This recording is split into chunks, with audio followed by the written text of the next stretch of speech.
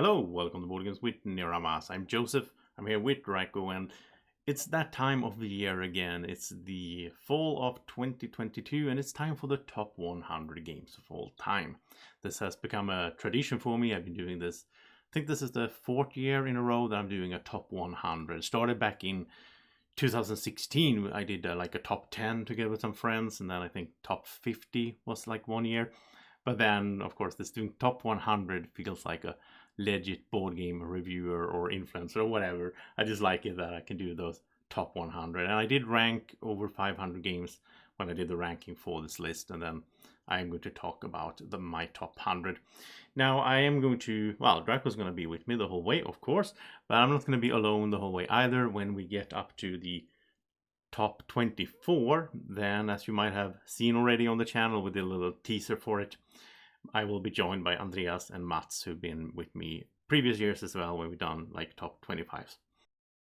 Top 24, and why 24? Well, because it's going to be an advent calendar. So it's going to be starting on December 1st, and then one game or one game each, so 3 games basically, every day, one video every day, all the way up to Christmas Eve on the 24th of December. It's going to be really fun, and we're going to do the countdown, obviously. So yeah, I really look forward to that. We have already recorded the whole thing, and it's going to be really fun to show it to you when we get to December.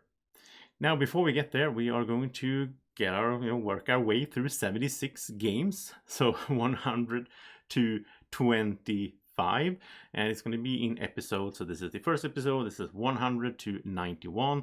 Then we'll keep doing, it's going to be 7 totals. We'll do, the last one will be 15 games just to make it work there with the 24 thing.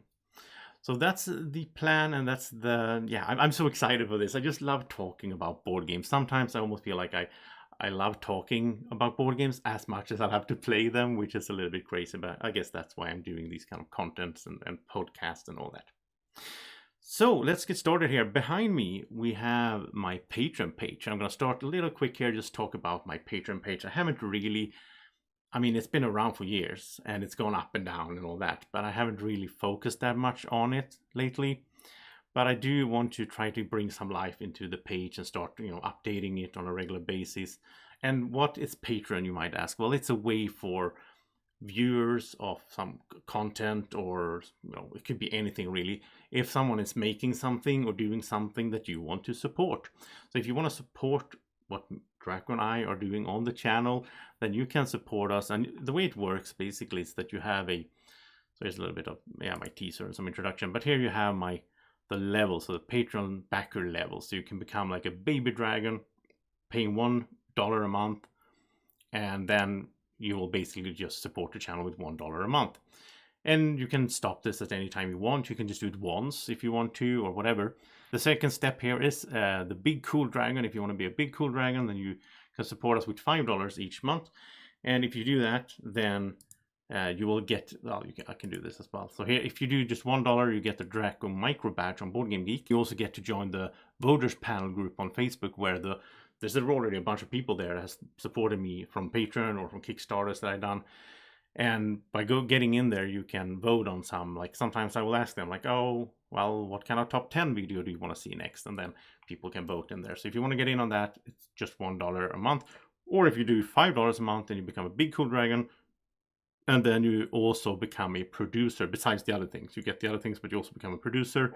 And then you can have your name at the end of each video that I make. You can have your name, or if you have if you have a vlog or a YouTube channel or whatever you want to promote, you can have the name of it there by becoming a producer at the $5 a month level. And then the super big cool dragon, which is like this guy. He's obviously super big and cool. And then at $10 a month, then you will get all the things I just mentioned, but I will also send you the Drako stickers and the Drako meeple. They have those little cute Drako meeples, of course. And then you get all the other stuff as well. There is the text where you go to patreon.com/bgwNiramas. Thank you so much for all the support. Really appreciate it. We do need some, funds to keep upgrading the studio and so on. So with all that out of the way, it's time to start talking about games. That's why you're here. That's why I'm here. That's why Draco's here.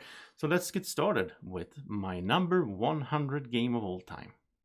At number 100, the first game on the list is Rolling Realms. And Rolling Realms is a cute little dice game. Well, it's a roll and write. So you will roll dice, and then everyone has to pick one of these. Well, they pick both of the dice, but they have to like assign them to the cards that you have in front of you. This is designed by James Stegmaier and published by Stonemaier Games. And it's really cute how, like, he did this. During the pandemic, he was like basically sitting at home like everyone else, and then he designed this roll and write game, like together, like had it play tested over Zoom and online and so on. And so basically there was a lot of input like from people like in the gaming community, which is really cool. I really like how he did that. And also it's really cool how he brought in, so he designed a bunch of games by now. So as you can see here, you have like Pendulum, Wingspan, and Charterstone, and there's like all of the Stonemaier games are like represented in this game, but like in one card.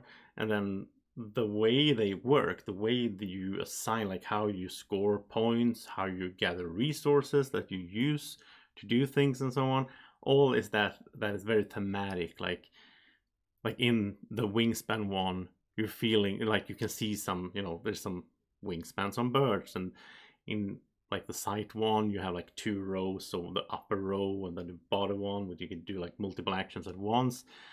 Really cool stuff. I really like how he did this. It's such a cool idea. It's like he's binding together all of this universe of the Stonemaier universe games, or all different universes into one game, which is a Rolling Realms. And there's also been a bunch of like promo cards for this, like because you have like 3 cards, and then you get 3 more, and you do this a few times.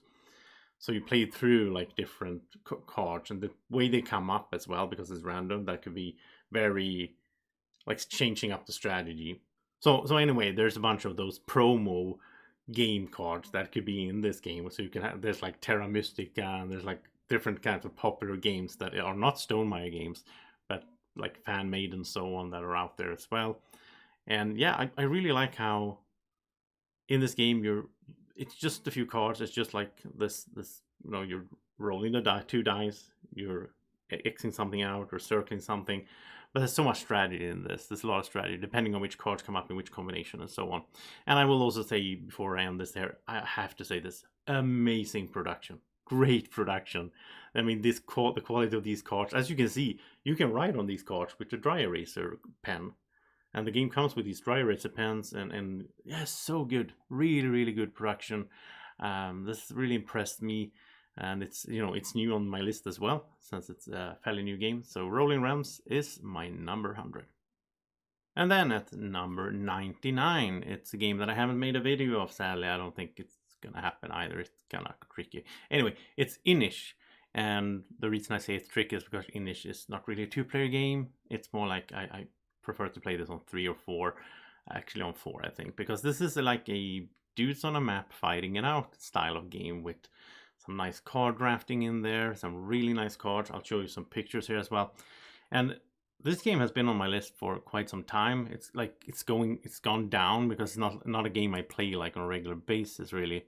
But it has a really nice production. If you look at this here, really nice with these like map pieces and how they like click together. That's just so smart. I don't understand why not everyone's doing something like this. Because if you have tiles that you put together for like a map style game where you have dudes moving around on the map, if you're using normal hex tiles, they will start to shift and everything. It all bumps it. This is just like puzzle pieces, really smart. So here we have a picture of some people playing it, and so basically the game is driven by the cards, because you have this deck of cards, you shuffle it up, you remove I think 1 card every round, so you don't know for sure if all the cards are in there, and then you draft the cards, and then you can play them. And so when you play this game a bit, you start knowing like what cards there are in there and what could come up, but you never have perfect information, because again, one of them is not in every round. There's like one that like cancels another card, and what you're trying to do is you're trying to win by one of the different win conditions. There's like 3, I think. It's been a while since I played, but something like that. It's like 3 win conditions. You can like, you need to own I think like 6 different regions, or you need to have I think like 6 dudes in like 3 different regions, something like that. Just a few different. You can build these citadels as well.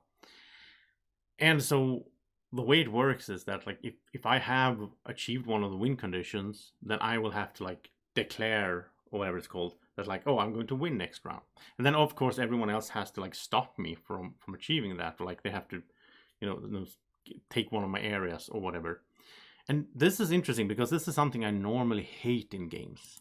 That's really like one of those things that I really dislike in board games, is when it's like, oh, well, you know, Drako, you got to stop that guy because he's about to win. Like if I have to sit there. Like if the players have to balance the game in themselves, if the players have to be like, if the game itself doesn't do it, instead of it's up to the players to like keep track of like if someone is about to win and then like gang up on that player, which is something I really hate in board games. So this is like I mentioned this a while ago in my podcast, or the Swedish podcast that I'm doing, that this is one of my guilty pleasure games. Like I'm not supposed to like this game based on what I like in games and what I dislike in games, but for some reason I like it anyway. I think it's because I had I like the card drafting. That's the thing. But also I had some really fun gaming experience with this game.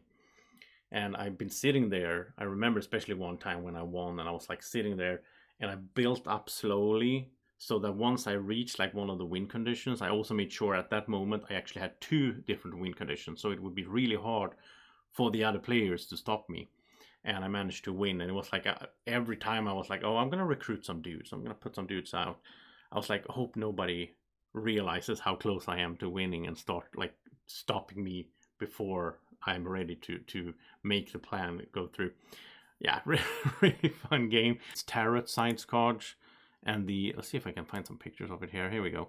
And it's the artwork. I really like the artwork on these cards and the style of them. And just when you're sitting there and just like you have this like hard decisions, like, oh well, there's multiple good cards in my hand. I'm trying to do this thing, but then I have to like pass a card, you know, you have to draft, so you have to like pass the rest of the cards to your neighbor. And it's like, oh no, but my neighbor is over there. I don't want my neighbor to be able to like do the conquer card or whatever it's called, where they can attack, or the conquest. So then I don't want to give that to them, but I'm not planning to do any conquest this round. Oh, wow. I love that in drafting games, and it's still on my list. We'll see next year if I don't get to play it like before next year. Maybe it will drop off the top 100, but yeah, I really enjoy it. So coming in here at number 98, it's Arkham Horror, the card game. This was 93 previous year. And before I start talking about this game, I did realize that I forgot to mention something in my intro, because there was so much to go through because it's the first episode. So I had a lot of intro script basically to go through. But I should mention also that on the total top 100 list for this year, there's 15 new games. So 15 new games that haven't been in my top 100 before. Most of them are new games and so on, but it could be something that has like I played that is an old game, so on. There's also one that came back from 2020. It was on the top 100 2020, then dropped off last year, but it's back now. We'll get to that one later on. In the segment today, there's 2 new ones. It was the Rolling Realms at number 100, and then there's one more new here to come. Anyway, let's get started talking about Arkham Horror, the card game. This is from Fantasy Flight Games. This is one of those like LCG games where you buy like a starter pack, and there was a revised core edition that I picked up, and I did an unboxing for it, and I played it a bit as well. Like, I actually played through the whole thing with Drako. A really good solo game. I also played it on 2 and 3. Enjoyed it that way as well. It's a cooperative game. It's the Arkham Horror, where it's like this whole Cthulhu thing, like horror styled game.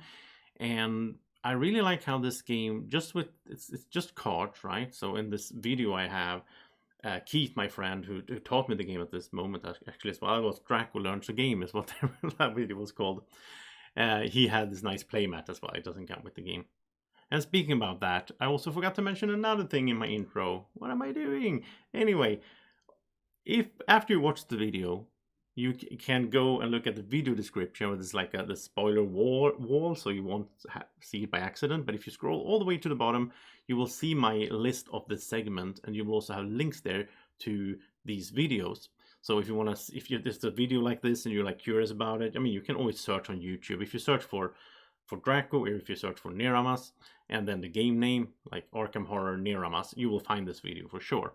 But just to make it easier for the viewers, if you're curious about a video, you can always find the links all through the top 100. It will be like that in the video description. There it will be. And also, in each position, like in this case 98, there's also going to be Mats and Andreas pick. What do they have for their top 100 list? So like 100 to 25, which you won't hear from them. At least I'm putting it in the video description for each segment so that you can see it if you're curious about their game taste and so on before we get to the advent calendar later on here.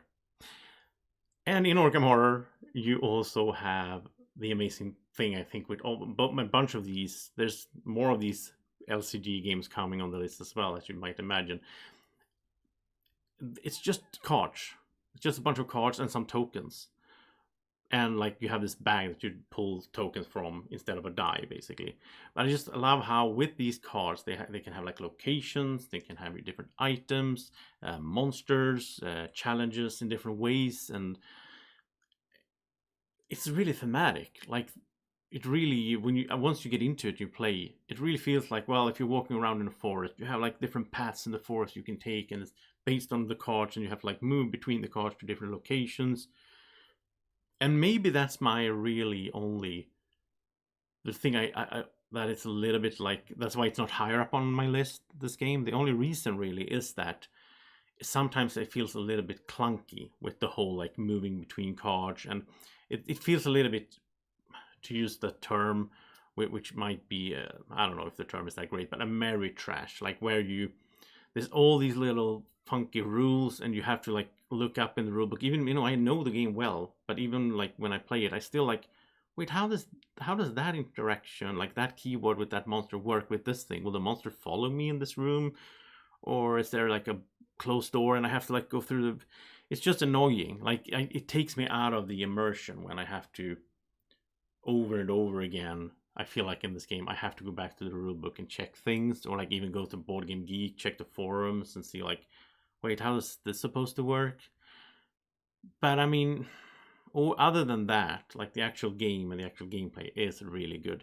So I can recommend Arkham Horror, the card game, and I can recommend it especially if you like this kind of theme and if you like thematic games, because it really feels thematic what's happening in the game.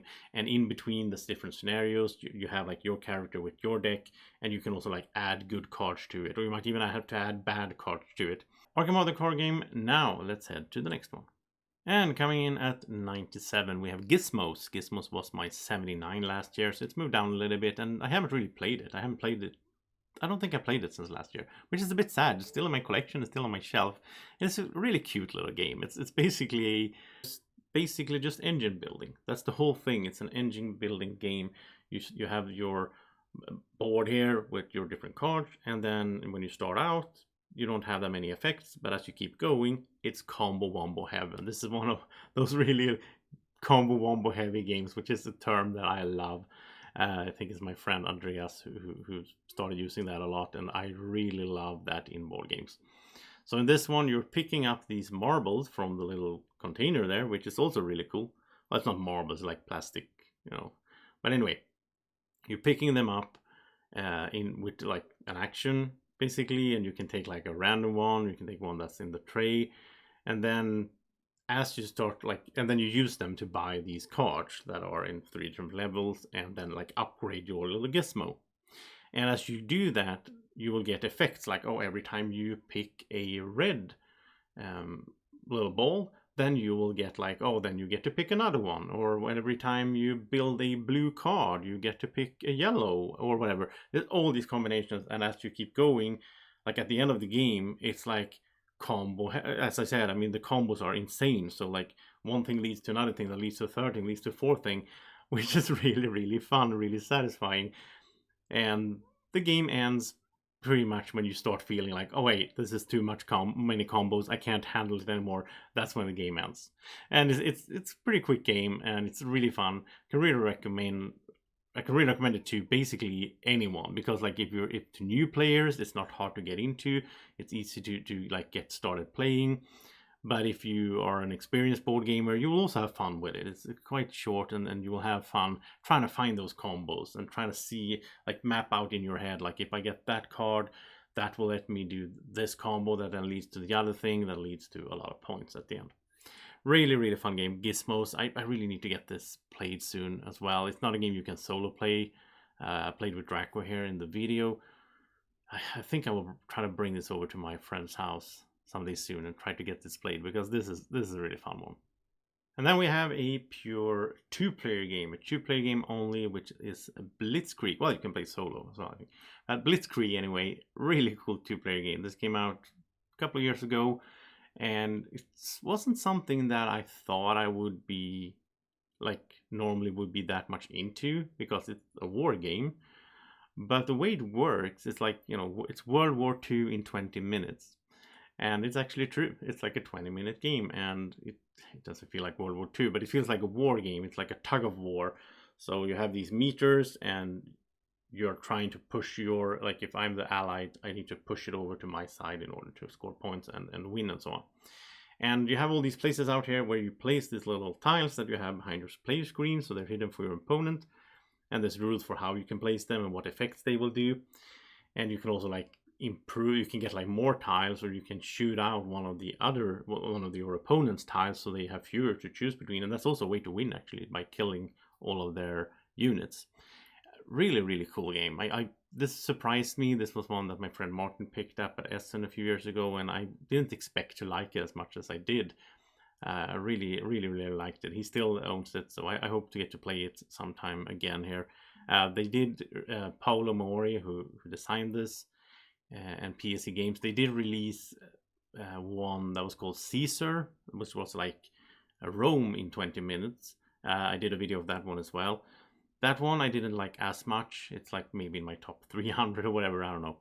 But that one, for some reason, felt more abstract, or more like a, one of those abstract games where, like, what I will put pressure on my opponent, like in an area control. And I don't like area control in that sense as much as I like this, I don't know what to call it, tug of war, I guess is what this should be called, right? Or like these meters moving up and down. And the decisions you make in this game feel really like meaningful, and I really enjoy that. And yeah, so Blitzkrieg, really enjoy it. And now let's head to the next one. At 95, and this was sort of in the same place last year, we have The Voyages of Marco Polo, which is a Euro style, little bit of combo, like dice worker placement sort of game. And I haven't made a video of it, and I'm not really sure why. I think I said this like every year, like, oh, why haven't I made a video of this? But then again, there's so many games, and there's new games coming out all the time.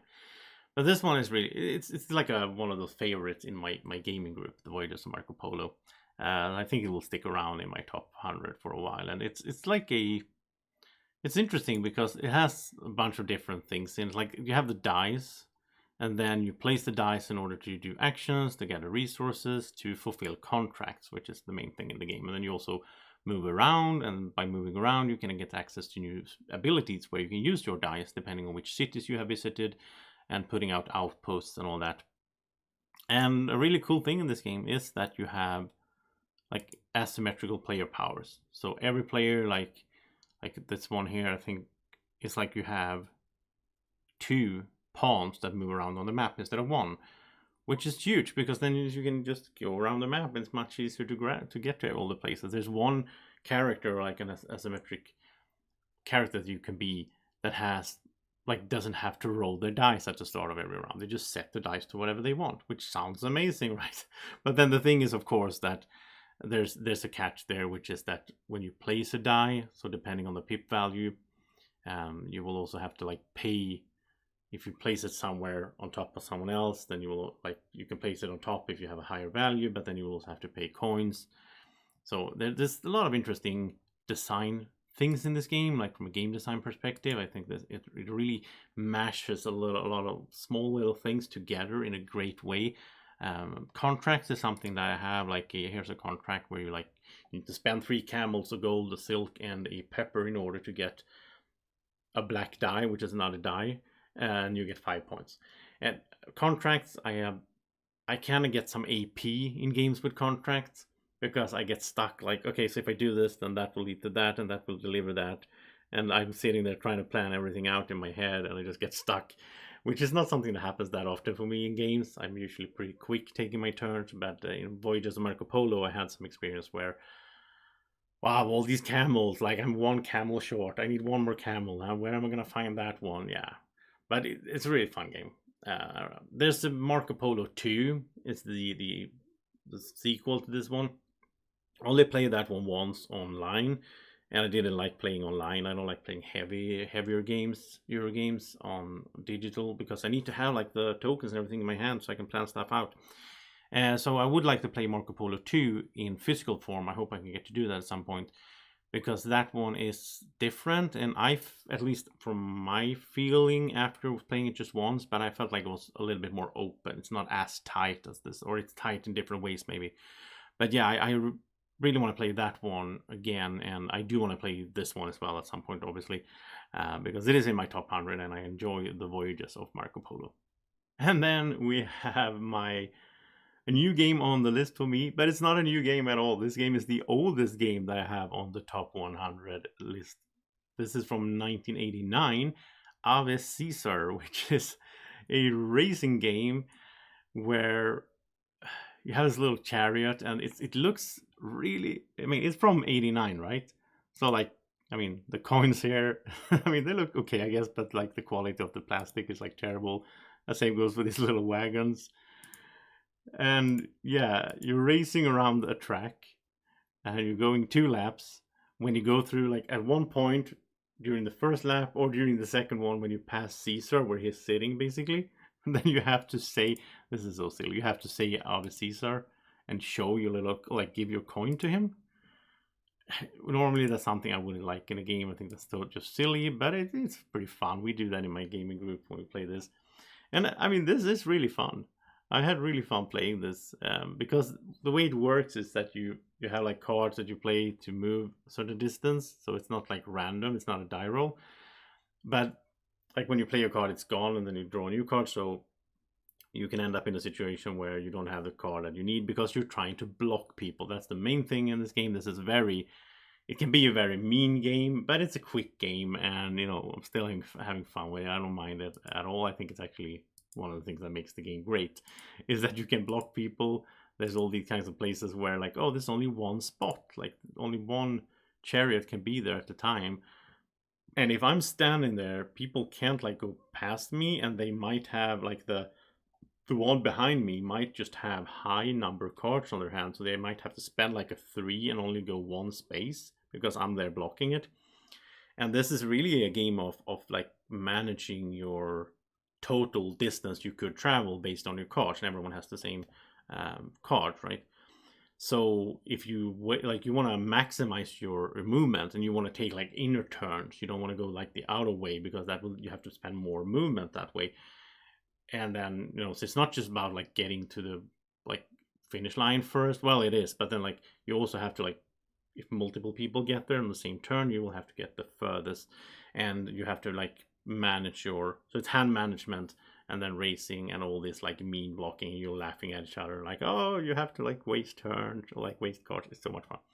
So yeah, weird one on my list that sticks out because it's so old and it's so different from most other things I play, but I really like this one. Obviously, this old game, can recommend. You can probably find it like a thrift store or like, you know, secondhand market or whatever. If you can get it for cheap, you know, try it out with your family or friends, and be ready that people might get, you know, a little bit upset though, because there's some mean blocking in here. And then at 93 we have New Frontiers. This was 90 last year, so it's staying there in sort of the same place. And this is basically my entry of the Thomas Lehman games. So I don't have Race for the Galaxy in my top 100. I don't have Roll for the Galaxy, but I have New Frontiers, which is the sort of Race for the Galaxy, the board game, really. This is a board game, and it has the same ideas. It has the same things going on. Really nice components, and you're building out, like you're exploring your planets, and then you're like, you know, building up like production on the planets. And then you can like you can sell them for money. You can use the money in order to buy these really strong additions to your board, and then those will score you points in different ways, will give you special effects. And it has this, you know, sort of the mechanisms from the Race for the Galaxy, with like picking your turn, what you want to do on your turn, but then you're like activating it for everyone else. But then you get to do it a little bit better than everyone else, which is a fun game mechanic. I do like that. And I know that I'm going back and forth with mechanism and mechanic. I don't know, it's hard. I'm a Swede. So, and you have this little cool little dudes, little meeple dudes that are running around. And yeah, I like this game. I think it's like, it's one game that I want to, like, I would like to play this once a year, at least, you know. I'm having fun with it. There's maybe, I wouldn't want to play this every week, because I feel like the variation in the game isn't that strong. There's like a few different paths you can take to victory and so on, but it's not like you, I don't know, there's something very, you go like, it's not that open in that sense that some Euros are. But I like the theme a lot. I mean, I like the whole like space exploration, just like researching new technologies and giving special effects that way that could score you points later, getting the production. Yeah, it's a really good game. I really like this one. So I think if you have played like Roll for the Galaxy or Race for the Galaxy, and you haven't played this one, I think you should check it out, because it has the same basic rhythm and flow of the game, but in the more board game format, which I really enjoy there. So that is New Frontiers. Now let's head to the next one. And then at 92 we have Rajas of the Ganges, which is a really cool game that I am really sorry that I actually sold this one. Well, that goes for a lot of games. I have thinned my game collection quite a bit this year. But yeah, anyway, Rajas of the Ganges is a worker placement, tile laying, and like action selection. Well, I don't know. Yeah, like worker placement. That's how you select the actions. But then you're like building things, and you have dice as resources. So you're rolling dice as well. In this game, you have something that is, this game has been talked a lot about this year, and the reason for that is, I mean, it's a really good game in itself. I really enjoy it. I think everything about it is great, but it's been talked about a lot this year, and that is because it has a very special game end trigger and mechanism with, like, you have one track on the outside here that is your money, and you move it up when you get more money, and then you need to spend money, you need to move it back. You have another track, which is these little yellow circles, where you have fame, I think it's called, basically like your points. When one player makes their two markers, because they start at opposites, like next to each other, but they travel opposite ways on the board, around the board, and when they meet, that's when the game end is triggered, and whoever gets past the token most will be the winner. And this is something that the designer of Ark Nova, that has been one of the hottest games this year, picked up on and used in Ark Nova as well. And I really, really like it, that thing. It's so cool. I really like it. It's just such a cool thing. In this game, you're also building out these tiles, and you're building a little, here you can see a little kingdom in front of you, or a little, I don't know what it's called, a little area, and that will get you a bunch of bonuses as well. And there's a lot of combo wombo in this game, which I do enjoy. And I like this tiling part as well. I mean, tiling is not maybe my favorite mechanism in board game, but it works really nicely in here, and the combination of everything just gets together very well. It's a good marriage there of mechanisms. You have these tracks you climb up on. Wow, there's so much going on in this game, and yeah, I really enjoy it. I hope I get to play it at some point again, if I get to meet someone that has it, or if I pick it up again, we'll see. But yeah, I really enjoy it. Now, let's head to the last game of this segment of this week's list. And it is. So, at 91, Saloon Tycoon was 91 last year as well. So, it's really stuck there in place. And this is a interesting game as well, because this has some things in it that I really like, and I usually really like with board games. And then it has a few things that I usually don't like that much. But the base of the game is that you are building, like the theme of it, I really like. It's the Western theme, you're building up your saloon, and it has a really cool twist to that with like the tile placement, because it's also in 3D. So you're actually building your saloon, which you can see here now. You have these little cubes that are like basically pillars, and then you're building it tiles on top of tiles, which I really think is cool. And the way they are placed, and what tile you can place where, like some things has to be on the second floor, the stable has to be at the ground floor, and so on. Makes it an interesting puzzle, trying to like buy these tiles and build them out in a good way. And like the more tiles you build out, the more gold you're generating, so you can buy more stuff. The thing I'm not a maybe huge fan of most times, but it works in this game because it's also thematic, is these like characters that will come to your saloon depending on what kind of rooms you have in your saloon. and some of them are really mean, and that's the thing I was aiming at here, where there's some of these that are really mean, and you can like pay to make them go to someone else's saloon to just like mess it up for them, so they get like less gold as income or and so on. Yeah, but I mean, I had a lot of fun with this game. I did some videos for it. As you can see, I did, this is with like a prototype of the expansion, and I do have the expansion, the released version as well. And I like to play this once in a while. It's one of those games again. I mean, that's why a lot of these games in this segment is not the games that I want to play each week, but those come later on the top 100 list. This is one I do like to play once in a while, and it just has some really cool little things in it where, I mean, you have these cards you can pick up, the cards that give you like special things going on, and the way you only have like one action on your turn, which I do like as well. So it's pretty quick turns, and you go back and forth. And I enjoy this one on 3 or 4. I enjoy it a lot on 4 players as well, because of the whole interaction between the players. I think a lot of times when a game is very interactive between the players, so there's like this things where you do like mean things, or trying to grab something before someone else does, and so on, then that games often benefit from being multiple players.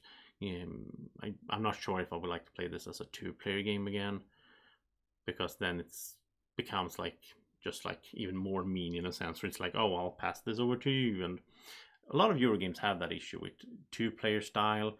They become like, instead of me getting points, if I can stop you from getting points, that's like implicitly like me getting more points, right? It's somewhat unique as well. I don't know of many games that has these kind of things in it, in this combination, and the theme and everything works really great. So Saloon Tycoon is one I can recommend. And this is the end of today's video and today's list. This was the 100 to 91. We'll be back next week, same time, same place, on the Friday evenings, or depending on where you live in the world.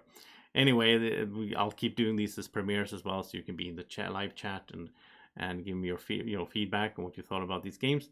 And again, I will repeat myself and say that in the video description you also have links to all these videos, or to Board Game Geek if I don't have a video, and you also have Andreas and Mats lists as well, so you can get ready for the advent calendar that begins December 1st. Well, they are joining me and Drako, and we had a great time just sitting around recording that, and it's going to be really fun to show you here soon. So thank you so much for watching this first episode. If you watch all this way up to here, then make sure to give the video a thumbs up, a like, and subscribe to the channel if you haven't already. Thank you so much for watching. Have a great evening, morning, whenever you're watching. Take care. Bye bye.